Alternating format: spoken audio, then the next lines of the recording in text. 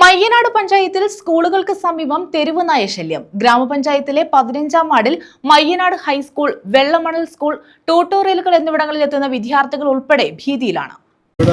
10-12 പട്ടികളോളം ഈ തെരുവ് നായ്ക്കൾ ഈ ഭാഗത്തൊക്കെ കിടന്ന് ഓടി സ്കൂൾ കുട്ടികളെയും മീൻ ചന്തയിൽ വരുന്നവരെയും മീൻ വാങ്ങാൻ വരുന്നവരെയും നാട്ടുകാർ മൊത്തത്തിലിട്ട് ഓടിച്ചിട്ട് പട്ടി കടിക്കുന്ന അവസരങ്ങൾ നിരവധിയാണ്.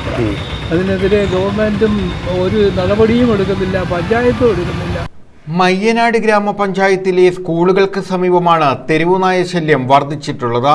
ഗ്രാമപഞ്ചായത്ത് 15-ാം വാർഡിലെ മയ്യനാട് ഹൈസ്കൂൾ, വെള്ളമണൽ സ്കൂൾ എന്നിവിടങ്ങളിലും വിവിധ ട്യൂട്ടോറിയലുകളിലും പഠിക്കാനായി സൈക്കിളെത്തുന്ന വിദ്യാർത്ഥികളെയും യാത്രക്കാരെയും നായ്ക്കൾ ഓടിച്ചിട്ട് കടിക്കാൻ ശ്രമിക്കുന്നത് പതിവാണ്.